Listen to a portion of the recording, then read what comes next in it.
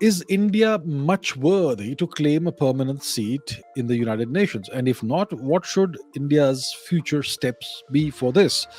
And also, what's your view on China's military activity around Taiwan? Is it a trailer before a full war? Okay, so is India worthy to claim to put its case forth for a permanent seat in the United Nations Security Council? Well, let's look at the makeup of the United Nations Security Council, the five permanent members. Okay, let's see who they are. The US, the sole superpower. Secondly, there's Russia, which is a near superpower militarily, but economically not that powerful. Thirdly, you have China, which is a gigantic economy, but not clearly as powerful militarily as Russia or the US. So these three nations make sense, the three most powerful nations, let's say. Hard power. Then you have a nation like France, and you have a nation, the UK. What is the UK? I'll tell you what the UK is. The UK is a poor third rate nation attached to London.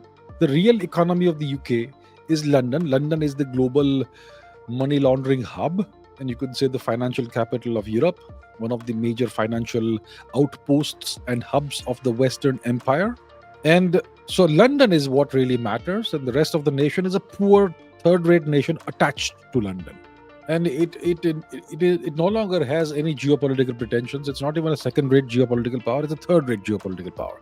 It doesn't even have control, the UK, over its own nuclear weapons, okay, which are mated to American ballistic missiles, which means that the big red button isn't in London with Mr. Rishi Sunak. It's probably somewhere in Washington DC, somewhere around that place.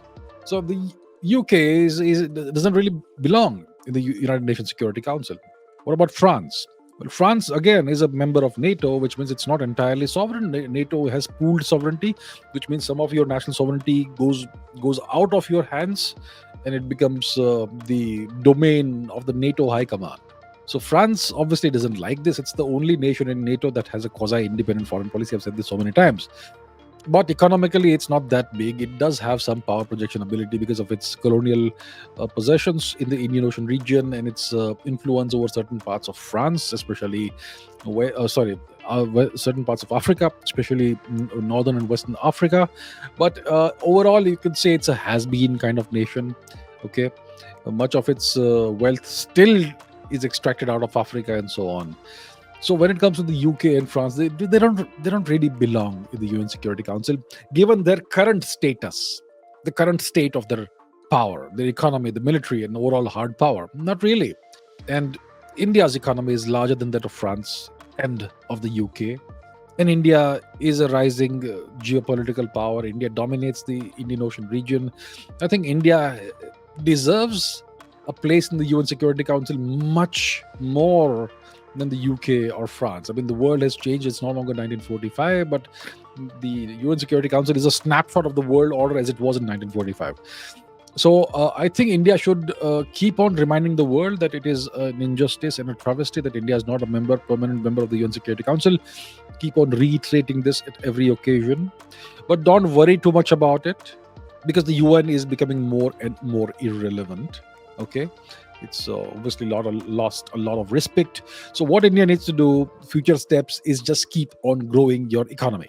And as your economy grows, your military might grows, and work on the power projection abilities, which means you need a powerful navy. You need to invest in the navy, in distributed lethality over a wide surface area of the Indian Ocean region. That's what India needs to do. Keep working assiduously on this, day in and day out. And in the next 5 years, it will be a different story. In 10 years, it will be a much more different story. That's what India needs to do.